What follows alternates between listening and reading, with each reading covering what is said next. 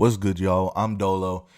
I talk about basketball and I don't even really have a intro or a start. I'm just like, man, this time of year, man. It's just this time of year is just so good for there's just nothing like playoff basketball. There's just nothing there's nothing like watching playoff basketball. This this time of year is just so good for my mental health. like these these first couple games were just there's just nothing like playoff basketball, man. There's nothing like this time of year for NBA fans. I should probably just get right into it. The Nets Sixers game probably went as everybody thought it would. 76ers get the win 121 101. Feel like there's really not much to talk about here. Mikal Bridges is a superstar. I think that conversation can be put to bed, whether or not body of work, all that we can very easily put that to bed. He just needs help, I mean, you saw it yesterday. There's not really a lot of shot makers. Cam Johnson played really well. He's had a little bit of a bigger role since coming to Brooklyn with Bridges. Nick Claxton played pretty well. Dinwiddie, you want to see a little bit more from Dinwiddie. He played well too, though. But they got something. They have something in Brooklyn. It's there. They just got to keep building off of it. They have a good core. Got to keep Dorian Finney-Smith around. Got to keep Cam Johnson and two great wing players. Mikal Bridges is a superstar. Spencer Dinwiddie is a secondary ball handler who could get his own shot. Nick Claxton is a great big. Royce O'Neal he's another, it's there. The foundation is there, and it's so funny because I feel like every time Brooklyn makes a bad decision, it just doesn't compound. Or maybe not necessarily a bad decision, but every time things don't work out in Brooklyn, Mikal Bridges is now just a superstar. It's just they had that awful trade where they gave up the kitchen sink for whatever was left of Kevin Garnett and Paul Pierce and company, and that didn't end up hurting them that bad. It wasn't that long before they were back in the playoffs with D'Angelo Russell and company. And then, Kyrie Irving and Kevin Durant just want to go to be Nets. And then, that situation melts down. And now, they have a solid core right now between Bridges, Johnson, Finney, Claxton, Dinwiddie, and O'Neal. That's a solid team. So, I mean, not really a lot of shot makers right now for Brooklyn. Mikal Bridges and Dinwiddie are really the only two guys that could go out and consistently get their own shots. They're probably one more dude away, I'd say Brooklyn is, but they played a pretty good game against the 76ers. They had it close for a decent amount of time. They had it close, but ultimately, the 76ers would erupt. I think they had the most threes in the first half in the postseason since 02, 03 or something like that. Joel Embiid, he wasn't, not a monster performance from Joel Embiid, but he was 100% from the line, 11 of 11. You can't really ask for anything more from your superstar than turning in a great performance and being 100% from the free throw line. Free throws so big in the playoffs, and we all understand how big free throw shooting is in the playoffs. They said that James Harden was cooked, though. They said he was cooked. They said James Harden was done, and I tried to tell them. I tried to tell these people to give James Harden the offseason to really get his body right and get familiar with the system in Philly and playing with the different pieces, the players in Philly. They said that James Harden was done. You love to see it. James Harden, 23 points, 13 assists from James Harden. 7 3-pointers. Just, I mean, you just get it done. You know, James Harden, he got it done. 8 for 21 from the field. Maybe not the most efficient performance, but in his 36 minutes, he was just absolutely stellar. Did everything he had to do. Had the ball on a string. Scored when he had to. Yeah, they said James Harden was done, man. But I knew. I always believed in the beard. I always believed in James Harden. Let's see if he can keep it up, though, because we know, James Harden has the postseason struggles. We're all familiar with that. Let's see how James Harden fares, as these playoffs, wind down. The stage gets bigger and bigger. We get deeper into these series. But, I mean, great first game from James. First postseason game from James Harden and Joel Embiid. Tyrese Maxey, good game from Tyrese Maxey too. Tobias Harris. I mean, this is a dude who his shots are so inconsistent. This game he got 14 shots. Some games he might not even get 5 shots, So, I mean, it's really hard as an NBA player to still produce and, be consistent when your touches are inconsistent. And, I mean, Tobias Harris, he settled into his role in Philadelphia very well. Want to see a little bit more maybe from the 76ers bench. Paul Reed had a great game, but, I mean, not for this series. I mean, it's basically probably irrelevant. You could probably just win this series off the star power of your starting lineup and Joel Embiid and James Harden. But, again, as the Sixers go deeper into the playoffs, as they move deeper into the playoffs, we will see if this bench unit can improve. Like I said, Paul Reed had an awesome game. The crowd was chanting his name yesterday. You're doing something right, as a role player if the crowd's chanting your name in the playoffs. But we will see how Philly's bench, how this unit does, going into the, once we get deeper into the playoffs. But I mean, overall, it was a pretty good game.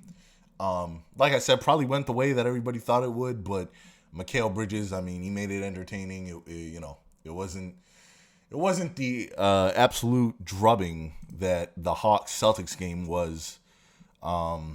Nothing really ado here for the Atlanta Hawks. Just not really a lot to talk about yesterday in the way of good basketball. Trae Young, 16 points for Trae Young. He was just piss poor, 5 of 18 from the field. I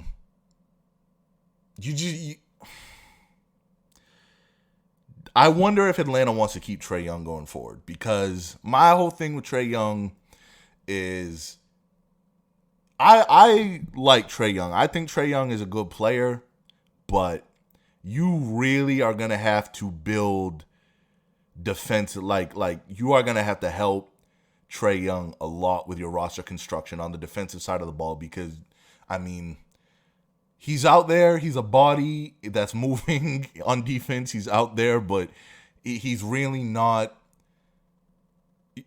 anything to talk about on defense. And, like I said, he's a body. He's out there. He gets in the way. But, I mean, his value is always going to come from, him on the offensive side of the ball. And Boston's lineup just absolutely... They just tower over Trae Young. They've got like 4 different guys on the Celtics roster that are like more than 4 inches taller than Trae Young. Like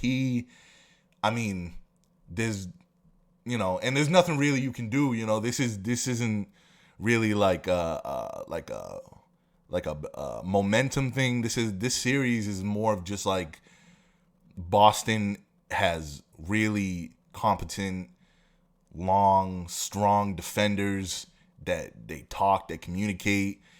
It's going to take Trae Young. I mean,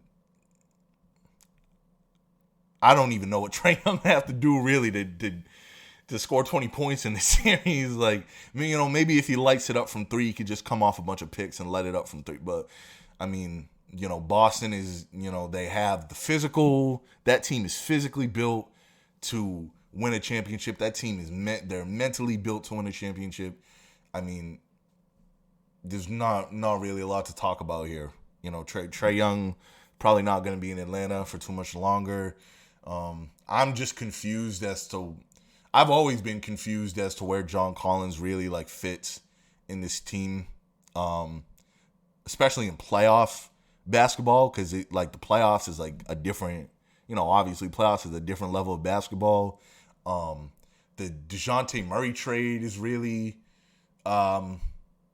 confusing to me. I mean, he had 24 points, 10 of 25 from the field. He was perfect from the free throw line, only 4 attempts. But, DeJounte Murray had a pretty good game, but it's just what you gave up for DeJounte Murray, this is it. This is everything that you gave up for DeJounte Murray. This is the result that, you kind of traded for. And, I mean, the Hawks, they just have roster issues. I mean, starting from their superstar. I think they could keep DeJounte Murray.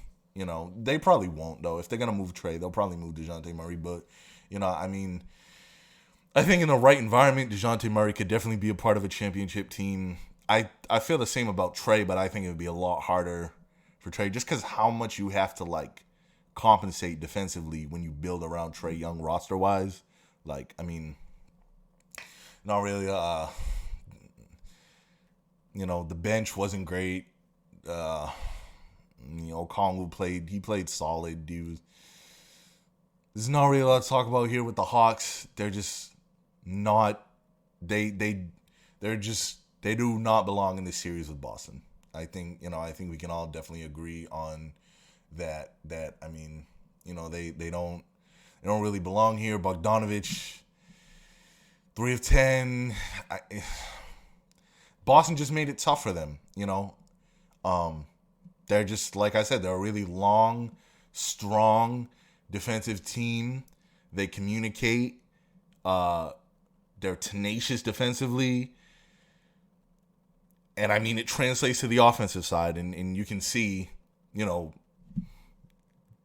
how easy the game is for Boston on the offensive side of the floor because of their defense.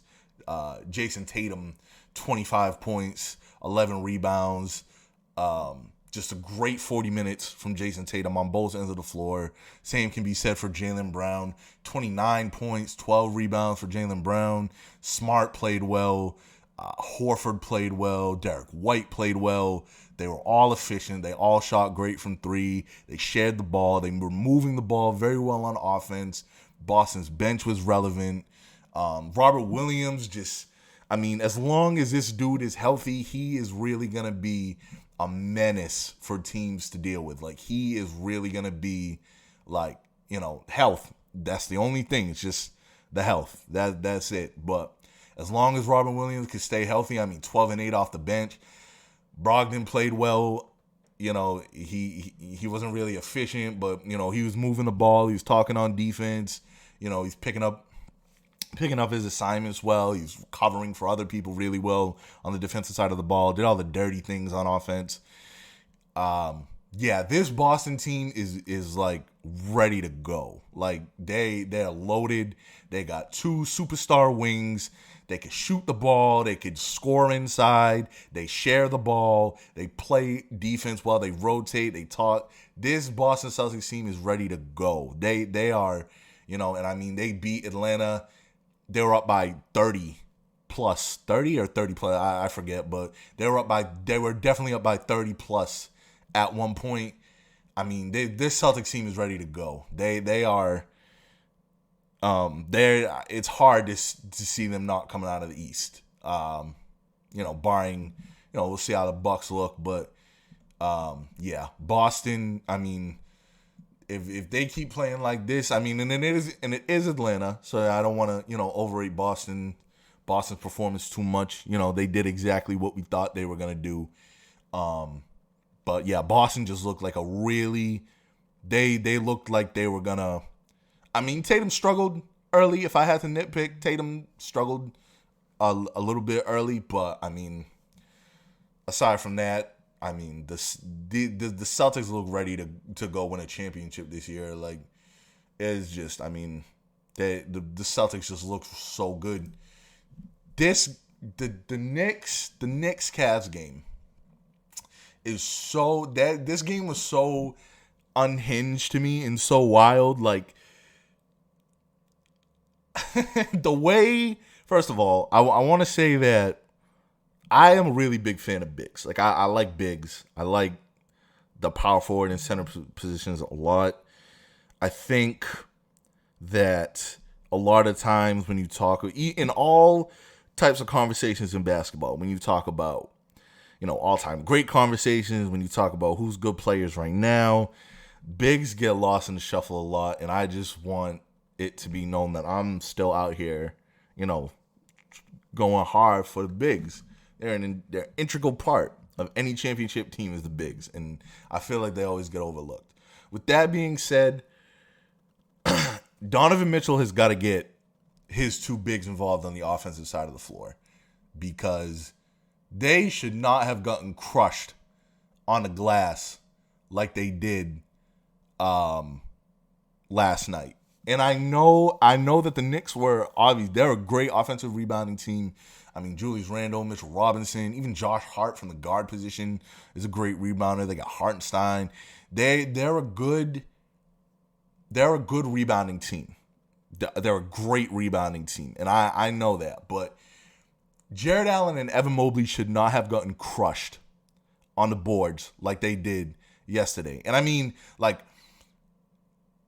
straight up number-wise, it wasn't that big of a discrepancy, but like, just the moments that the Knicks were able to come up with, like, key offensive rebounds, second chance points and possessions, just like, if you're the guard, if you're the point guard, or you're the shooting guard, you're the ball handler of your team, and you see your bigs struggling like that, you got to get them touches on the offensive end. And I know, you're if you're Donovan Mitchell, you just want, you have an argument for All NBA first team this year. You're in the MVP discussion a little bit this year. Like, you just want to go make plays and win a game. Like, you see yourself as like the dude where it starts and stops, and I don't think that's like necessarily a terrible mentality to have, but you got to find other ways to impact and affect the game besides just like raw scoring output and even just raw assist output. Like, you got to let the bigs touch the ball, and I mean, Evan Mobley was trying to do some stuff by himself yesterday. He missed so many baby hooks, oh my God, it killed me watching Evan Mobley, because you can see Evan Mobley's trying to like get himself going. Jared Allen's a very unselfish player. He's really not even looking to score. He's not even really looking at the rim at some point. He's just trying to, like, Donovan Mitchell, Darius Garland, setting up like the ball handlers, Ricky Rubio, the ball handlers, but especially Donovan Mitchell, they got to get the bigs more involved on the offensive side of the ball, because, and I'm not going to sit here and say that, Evan Mobley and Jared Allen, like, they're not, it's not like that if they don't touch the ball that they're just not going to play defense. Like, obviously that's not what I'm saying, but like, when you're big and you see that you're getting rewarded, like you saw on the other side of the ball on the Knicks, you had Jalen Brunson and Julius Randle rewarding Mitchell Robinson, rewarding Hartenstein. They were rewarding their bigs with touches on the other end of the floor.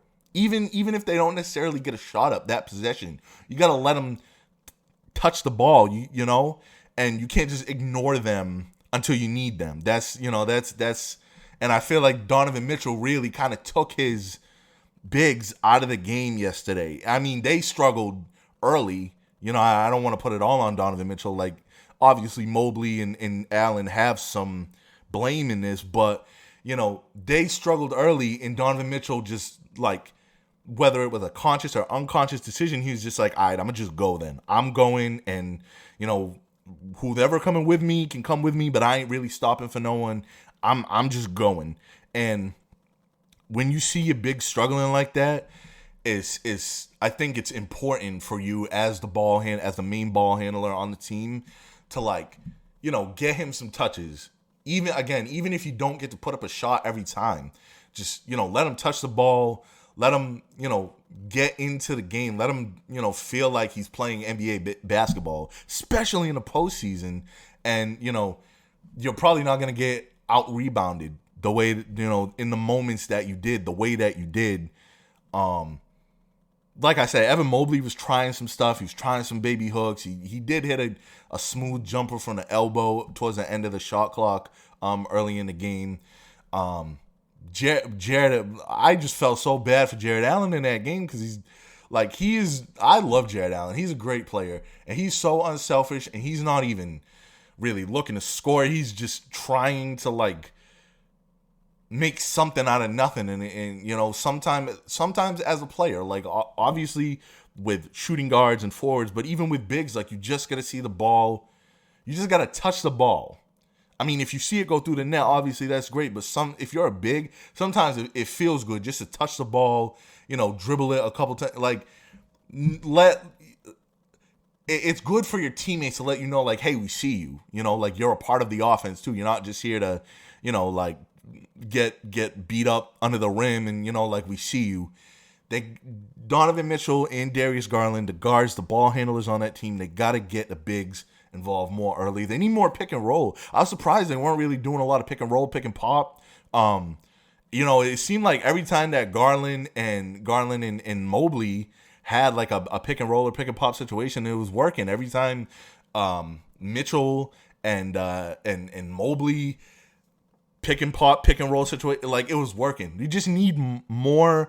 The bigs just need to be more involved. You can't shut them out like that offensively, and I feel like that's what happened really with that's what happened with the Cavaliers. I mean, Evan Mobley with only 8 points, 4 to 13. I mean, Jared Allen, 6 of 8, 14 points. Like, you gotta get your bigs more involved. You need to get your bigs more involved, and you need to get them more involved earlier in the game. Just watching Jared Allen play last night was breaking my heart. Like, I love Jared Allen. I think he's a great player. Just, you got to get the bigs more involved. Of course, Donovan Mitchell was still great. He was, 38 points, almost 50% shooting. Didn't shoot that great from 3, but he hit 6. So, that's, if I can math, a good amount of points from 3. It's early. I'm sorry. He missed 2 free throws. You want to see Donovan Mitchell do more off the stat sheet. I mean, Darius Garland too. Like, I don't want Darius Garland to. 17 points is on 7 to 13 shooting, but if you're Darius Garland, you're playing 43 minutes next to Donovan Mitchell's 44. Donovan Mitchell has 38. You only have 17. Like, you just gotta. There was stretches where Darius Garland just did not seem interested in scoring either. And again, I don't know if that's the same issue with the bigs. Like, did Donovan Mitchell just play Darius Garland out of the ball? Did he just play him off the ball, out of the offense, out of the game? Or is that on Darius Garland to, be more aggressive, look for scoring chances? Like, if you're Darius Garland, you just need, you got to give Donovan Mitchell more. He's giving you 44 minutes, 38 points. You need more from Darius Garland, especially, Darius Garland is he's one of the better shooting guards in the league, and you got to see more from you too. You got to see more from Darius Garland. Maybe they could get Darius Garland in the bigs, because Donovan Mitchell has no problem getting his. Like, he's gonna go and just go grab 30 points. Maybe at the start of the next game, they get Garland and the bigs in some pick and roll action early, so they can all get in rhythm, and then then you go from there. Okoro was solid. Even with the amount of bunnies that the Cavs missed yesterday in the paint, a lot of Donovan Mitchell's misses were just wide open. A lot of the Cavs misses in general were just like wide open shots that just didn't go down. They're missing a lot of shots in the paint yesterday. Okoro still played well. 1 of 6 from the field, not great field goal wise, but he was pretty good defensively. Okoro just got to finish. He just has to finish at the rim. That was his big. But I don't know if maybe nerves was a thing for the Cavs yesterday, but they were missing a lot of shots. They're missing a lot of shots at the rim yesterday. And the Knicks were able to capitalize on that. The Cavs also were not able to score off turnovers yesterday. I think the Knicks had, at one point, they had 14 turnovers in the game.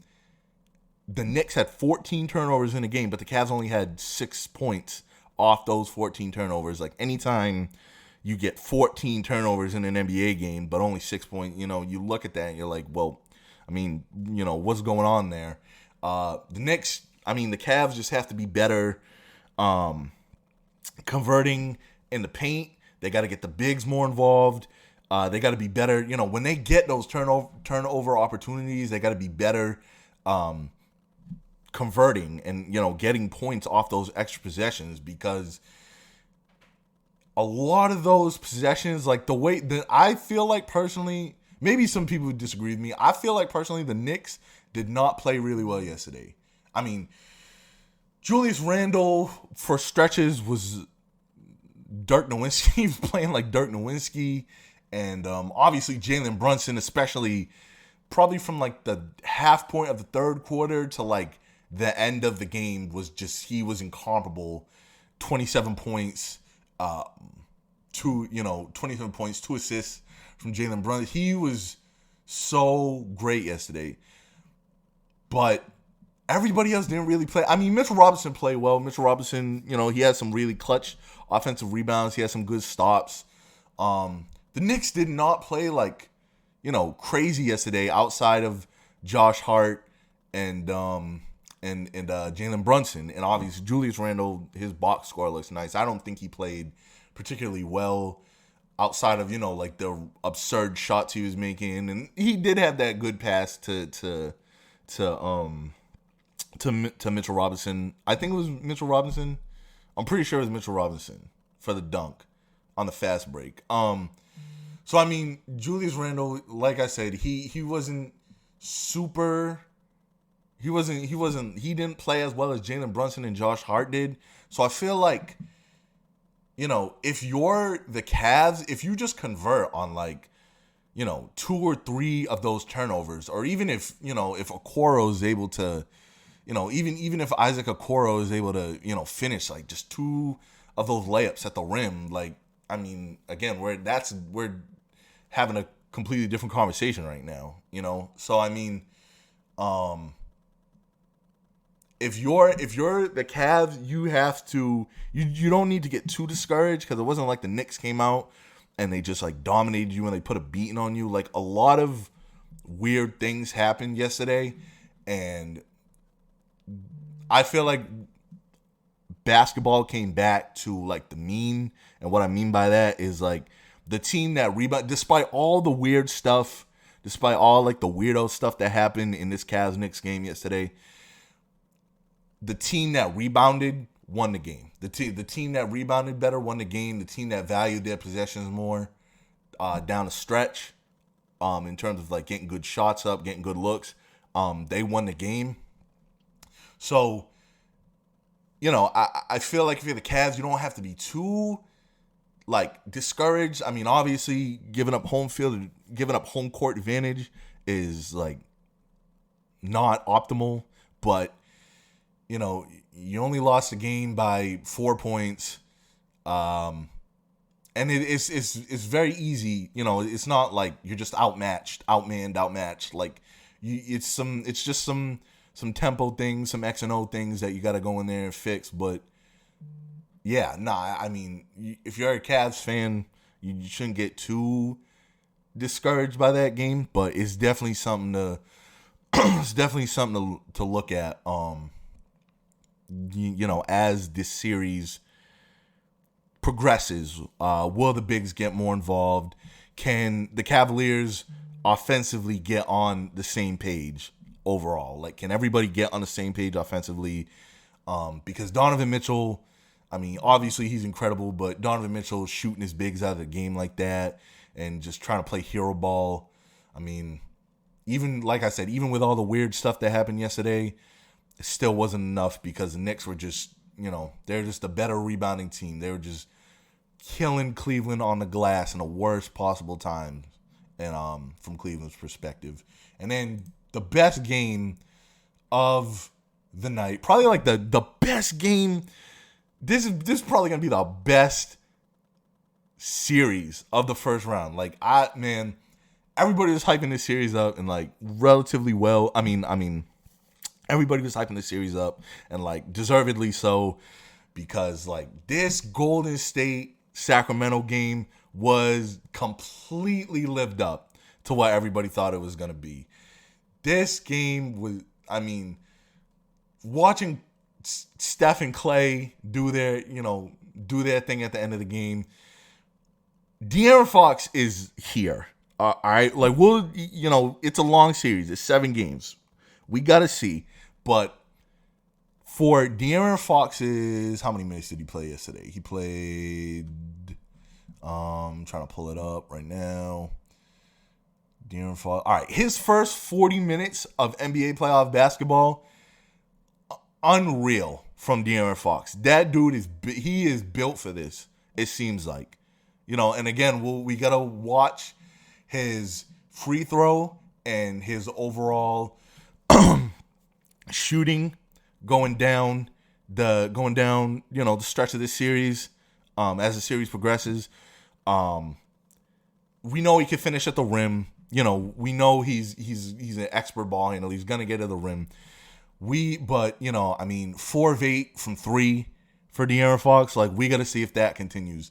And those 4 free throws, those 4 misses from the line, that's not, like, if you're a Kings fan, you don't probably want to see that ever again for the rest of the series.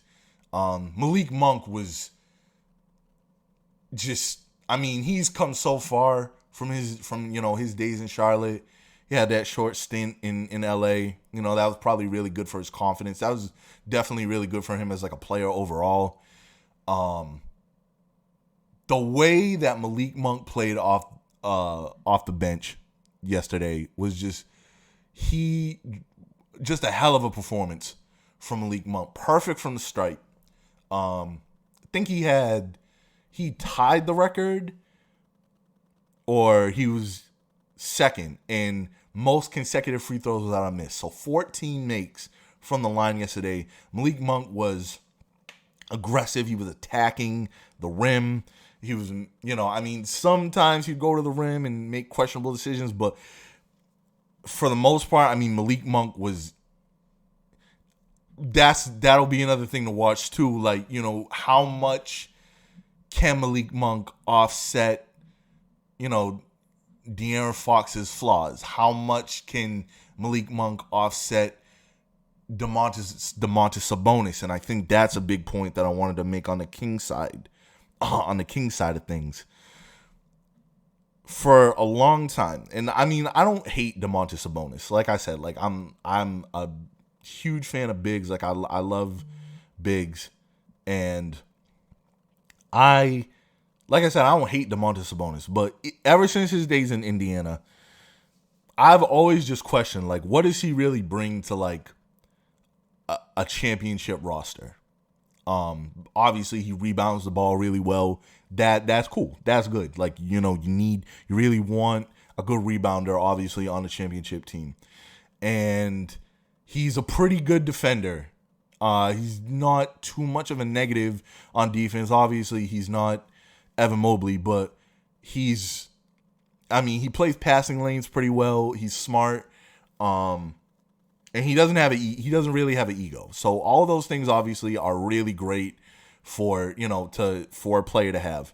But the way that the Warriors were playing Domantas Sabonis last night really, really bothered me. It really, I am concerned for how Domantas Sabonis is going to play down the rest of this series, because they are just ignoring Sabonis on the perimeter and behind the three-point line. They're going to let him shoot.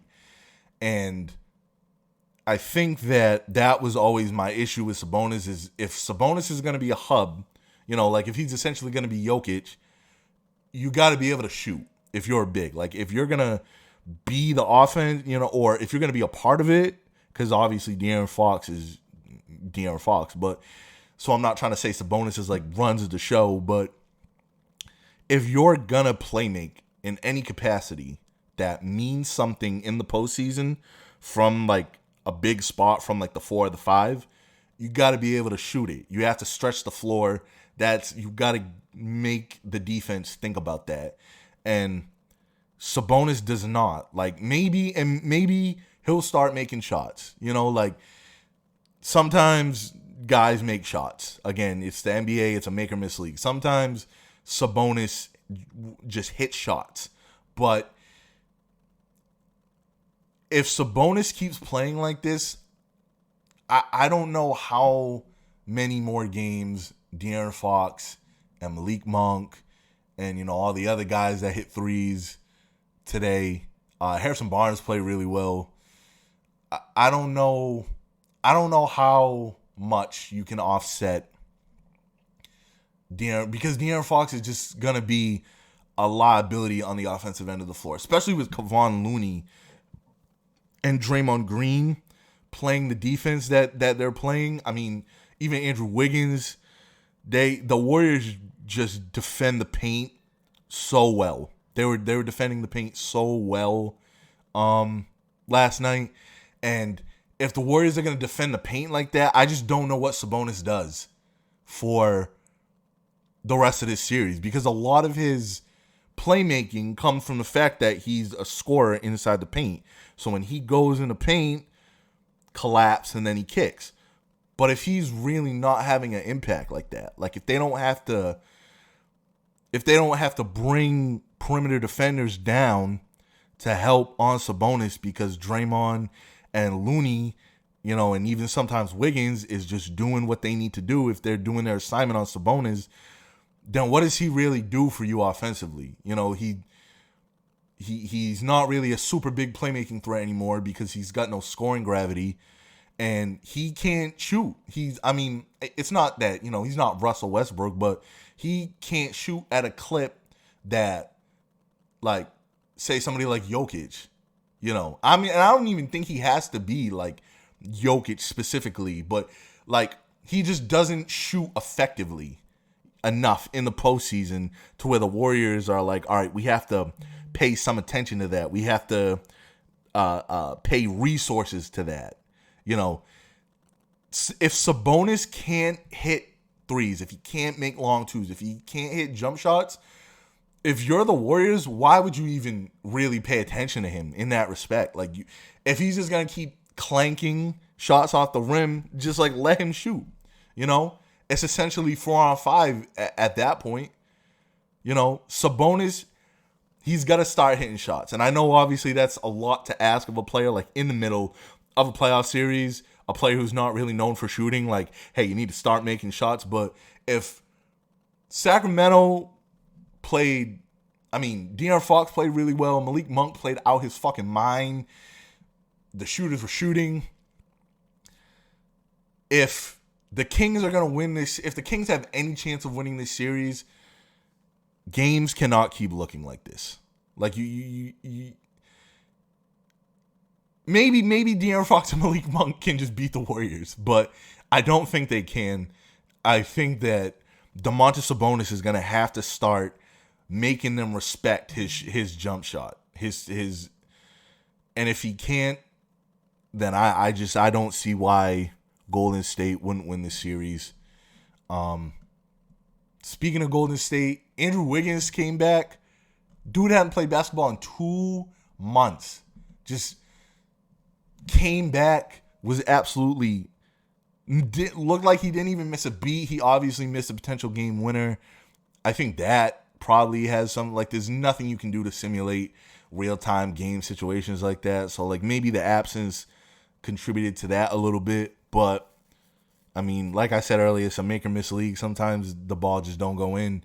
But Andrew Wiggins came back. He played so well yesterday. I mean, Steph Curry was quietly efficient for most of the game yesterday. And then, obviously, at the end of the game, he just hit that crazy three. He exploded at the end of the game, hit that crazy three from the corner off the Klay Thompson assist. That was so, like, this dude is just unreal. He had the double clutch with I think it was the right, where he just kind of flipped it up real quick off the, Steph Curry he's something special. He was crazy down the stretch of the game. Klay Thompson, he played really well. Again, down the stretch of the game, he hit some big shots too. Kevon Looney, earlier when I was talking about Domantas Sabonis, I was talking about this a little bit. Kevon Looney played just great basketball last night. He only had 4 points. He only had 9 rebounds, but he had 11 assists. He only had 2 assists, but the job that he was doing on Domantas Sabonis was, he's going to be the X factor for the series, honestly. Like, I think, in my opinion, because it's like, if Kevon Looney just can take away, like, essentially 2/3 of Sabonis' game by eliminating his inside scoring and his playmaking, like, then a lot more of the offensive responsibility is just going to fall on De'Aaron Fox, and it's going to fall on Malik Monk, and, it's going to fall on Harrison Barnes. Like, Sabonis' game is cool over an 82-game season. Like, obviously, it worked. The offense was lightning. It was super efficient. But when you get to the playoffs, it's like a different level of basketball. And you can see that in the way Kevon Looney was playing Domantas Sabonis yesterday. Like, again, he really only had 8 points, but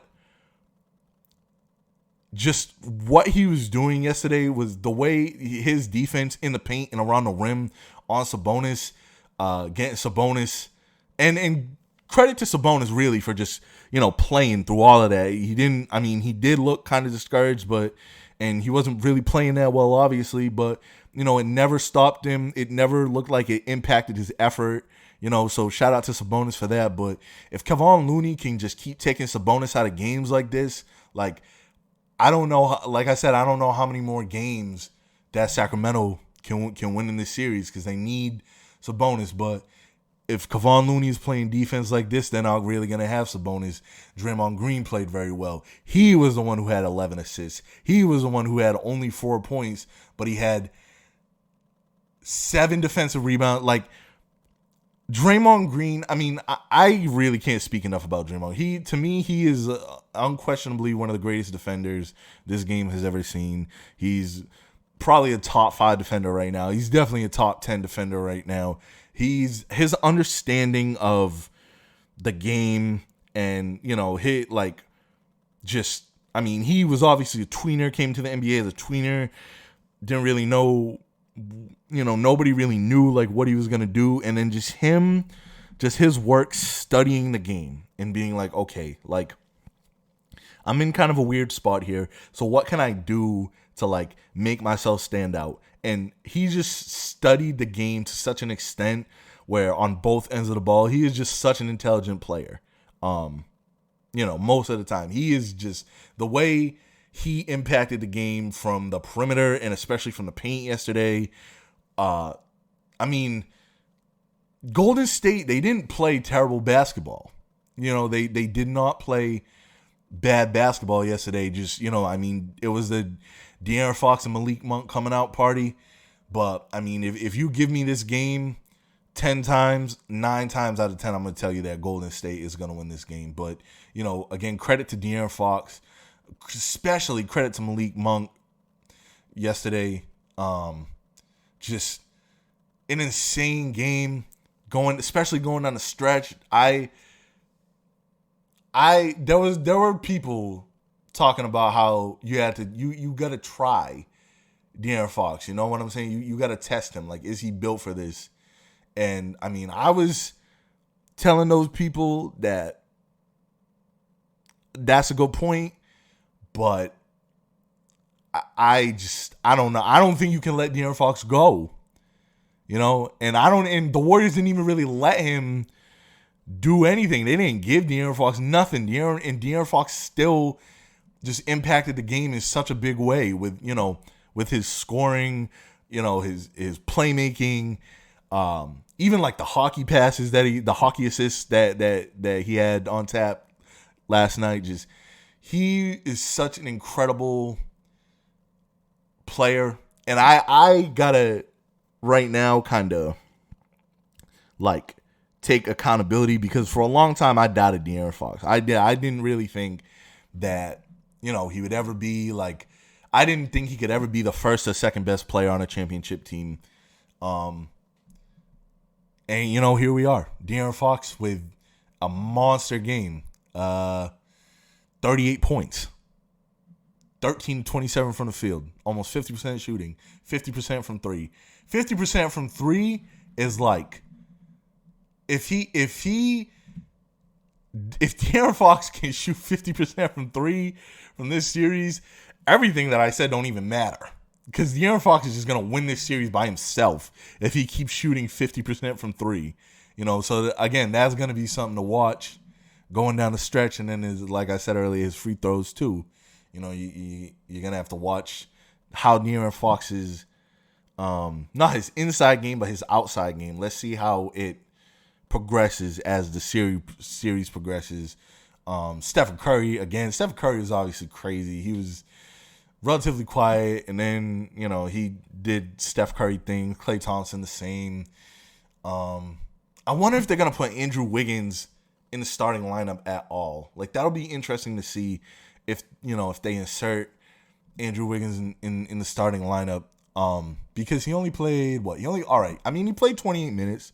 That's a good amount of basketball, but I wonder if they're going to let him start playing, 30 minutes, 33 minutes, 37 minutes. Like, I wonder if he'll be in the starting lineup or if he's just going to get, that run, like if he'll get as much run as the starting lineup gets, because I really think, and maybe I'm just talking out of my ass here, but I really think that missed game winner at the end of the game was just a little tiny bit of rust. For as good as Andrew Wiggins played yesterday, I feel like the rust showed itself kind of at the end of the game. That was a wide open Klay Thompson on a perfect delivery.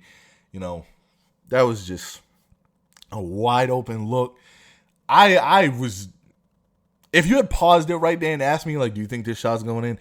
I would have bet the kitchen sink that shot was going down. There was no way that shot wasn't going down for me. So I wonder if they're gonna put Andrew Wiggins in the lineup, in the starting lineup, or if he'll just get like starting lineup minutes, because I think Andrew Wiggins came yesterday and didn't miss a beat. Obviously, besides, of course, unfortunately missing the game winner, he didn't miss a beat. He was great yesterday. He played great defense. He was great offensively. So yeah, I mean, if I'm Steve Kerr, I think I got to put Wiggins back in the lineup. But yeah, I wonder what Golden State will do going forward. It'll be interesting to see how this series progresses. There's so many good games on today too. Like, I don't remember them off the top of my head, but this Grizzlies-Lakers series is going to be really good too. I think that's going to be like the Golden State and Sacramento series is like up at the top, and then I think under that I think the Lakers and the Grizzlies is going to be like probably the second best series. So yeah, did you agree with anything I had to say? Do you disagree with anything I had to say? Let me know in the comments below. Drop a like on the video if you agree with, whatever I say, you like what you're hearing. And don't forget to subscribe. Thank you very much for listening. I hope y'all have a good day.